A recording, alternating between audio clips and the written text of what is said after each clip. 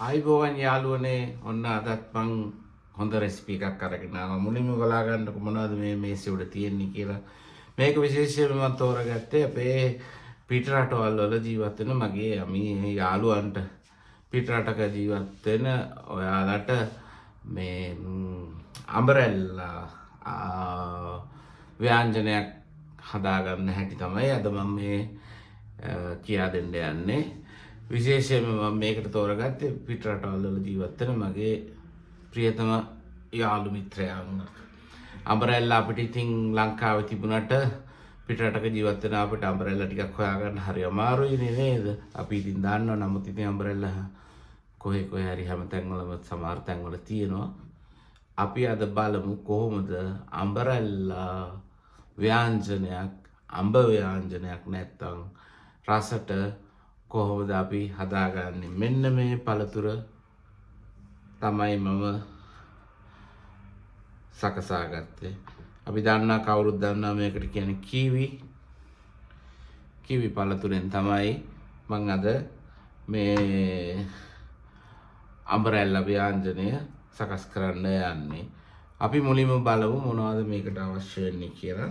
මුලින්ම අවශ්‍ය වෙනවා රතු ලූණු පොඩියට කපාගත් මිරිස් කරල් දෙකක්, සුදු ලූණු, රම්පේ කරපිංච, අබ ස්වල්පයක් මේ පොඩ්ඩක් විසිරලා තියෙන්නේ පොඩ්ඩක් ගණන් ගන්න එපා. අබ ස්වල්පයක්, කරදුමුංගු කරල් කීපයක්, කුරුඳු පොතු දෙකක්, vegetable oil හැඳි දෙකක් විතර, කහ කුඩු ස්වල්පයක්, කළු කුඩු අපි ඒවට මොනවද කියන්නේ කළු කුඩු නේද? කළු කුඩු තුන පහ කුඩු ස්වල්පයක්, මිරිස් කුඩු ස්වල්පයක්, ඒ අනුව ස්වභාවික විදියට ස්වල්පයක් ලුණු, ඒ වගේම පොල් කිරි වීදුරුවක්. හරිද?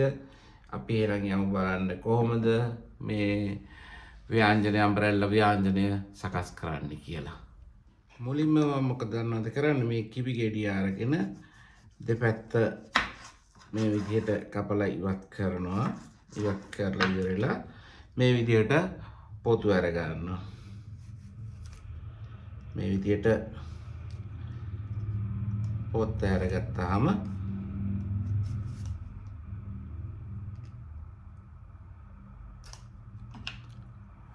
මේ විදිහට පොත් ඉවත් කරගත්තු කිවි ගෙඩිය මේ ආකාරයට කපා ගන්න.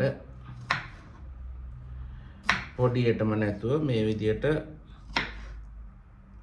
කෑලි වෙන විදිහට කපා ගන්න. මේ බලන්නකෝ මේ විදිහට මම කිවි ටික සේරම කපා ගත්තා. මෙතන කිලෝ 1ක විතර වගේ කිවි තියෙනවා. අපි දැන් යමු බලන්න කොහොමද මේක හදන්නේ කියලා. යාළුවනේ ඔන්න අපි දැන් හදන්න යන්නේ කොහොමද ඉස්සෙල්ලා මුලින්ම බලමු කොහොමද හදන්නේ. මද ගින්දරෙන් ඉස්සෙල්ලාම vegetable oil ටික එකතු කරනවා.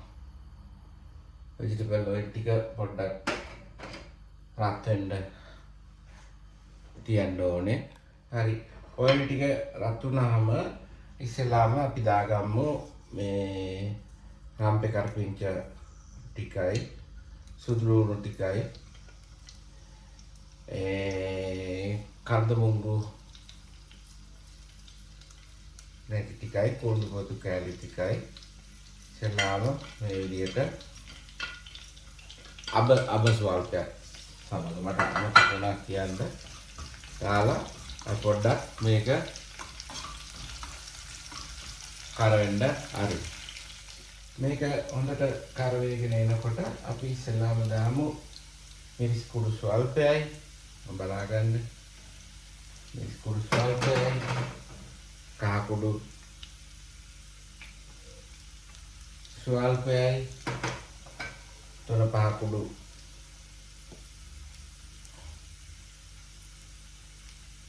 මිශ්‍රණයයි. එතකොට දැනට ඒ ඇති කළු කුඩු ටික අපි පස්සේ දාමු. මොකද මේක පොඩ්ඩක් කර වෙන්න යවන්න ඕනේ. කර වෙලා ටිකක් කර වේගෙන එනකොට මෙන්න මෙහෙම හොඳට සුවඳ ගාලා සැර දාලා කර වේගෙන එනකොට ඒකට රතු ලුණු ටිකයි මේ බලාගන්න රතු ලුණු ටිකයි මිරිස් කැලි කරල් දෙක කපාගත්තු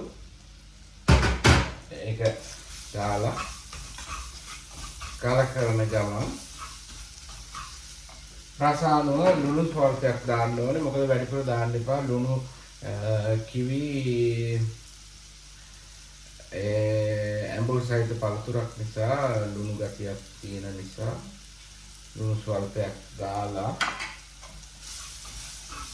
මේ අතරතුර කළු කුඩු භාගයක් මේ තෝරාගත්තු ප්‍රමාණයෙන් කළු කුඩු භාගයයි. ඉතුරු භාගෙට මොකද කරන්න කියලා මම ඊළඟ පියවරේදී පසුව කියන්න. දාලා හොඳට කර කරලා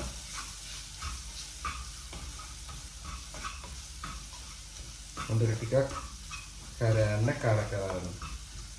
කර කරලා අතරතුර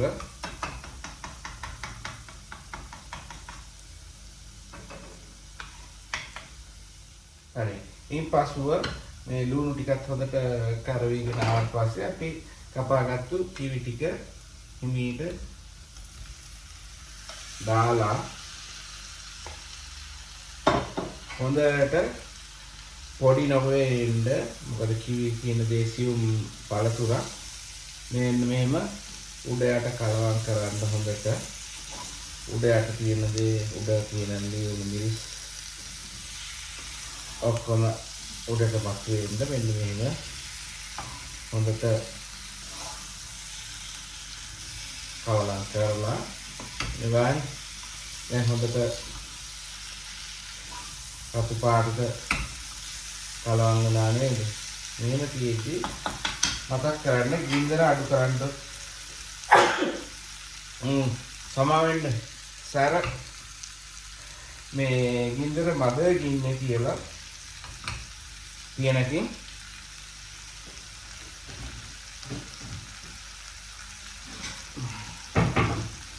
එහෙම තියනකින් වහලා විනාඩි දෙකක් තුනක් තැම්බෙන්න යවන්න.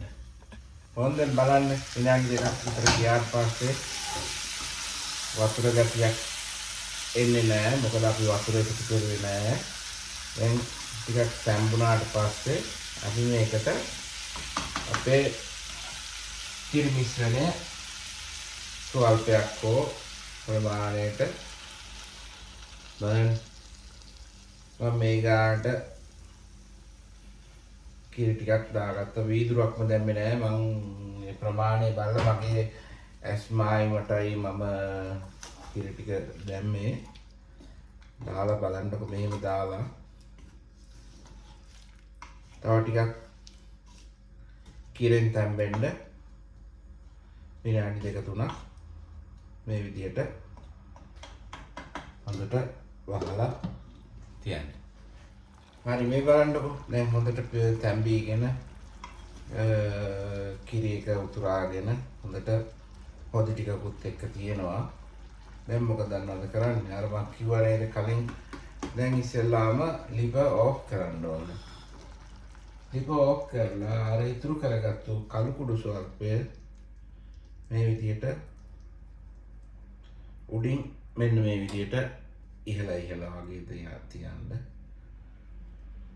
ඉහළ වගේ තියලා පියනෙන් හොඳට ආයෙ වහලා තියන්න විනාඩි දෙකක් තුනක් කළු කුඩු ටික තැම්බෙන්න. කළු කුඩු ටික තැම්බෙන්නේ වාෂ්ප වලින් තමයි තැම්බෙන්නේ. මම ඊට පස්සේ කියා දෙන්නම් මොකද්ද කරන්න ඕනේ. ඔන්න දැන් බලමු මම මේ විදිහට විනාඩි 5ක් විතර කුඩු එක හොඳට තැම්බෙන්න කියලා මේ විදිහට හොඳට ආපහු කලවම් කරගත්තා. ඔන්න බලන්නකො. දැන් ආවා ඒ පදවල. අපි දැන් බලමු රස විඳින්නේ කොහොමද කියලා. ඔන්න දැන් අපි බලමු කොහොමද මේක රස. ඔන්න බලන්න මේක ඇවිල්ලා අඹ ව්‍යංජනයක්. එතකොට අඹරැල්ල විශේෂයෙන්ම අඹරැල්ල ව්‍යංජනේ අඹ ව්‍යංජනේ. එතකොට කැකිරි මාළුවක් විදියට අපිට සකසා කරගෙන බත් එක්ක කන්න පුළුවන්. මේක මම විශේෂයෙන් තෝරගත්තේ අපේ පිට රටවල් වල ජීවත් වෙන අපේ හිතවතුන් වෙනුවෙනුයි. ලංකාවෙත් ඉතින් හදන්න පුළුවන්. ලංකාවේ අයටත් මං ඉල්ලා හිටින්නේ ඕගොල්ලන්ගේ පිට රටවල් වල ජීවත් වෙන ඕගොල්ලන්ගේ හිතවතුන්ට, පවුලේ අයට, යාළුවන්ට මේක ෂෙයා කරලා මේ විදියට හස බලන්න කියලා ආරාධනා කරන්න. ඒ වගේම මං ඉල්ලා හිටිනවා මගේ channel එක like කරන්න, subscribe කරන්න, නැත්නම් තාම subscribe කරන්න, share කරන්න, මට සහයෝගයක් දෙන්න. බොහොම ස්තුතියි.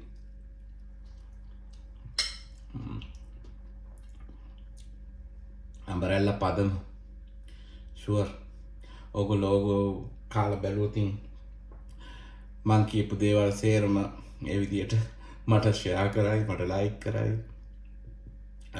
සබ්ස්ක්‍රයිබ් කරයි. හරි ආයිබෝවන්. නැවත හමු වෙමු ඕනාට තව වීඩියෝ එකකින්. ඔසවට ආයිබෝවන්.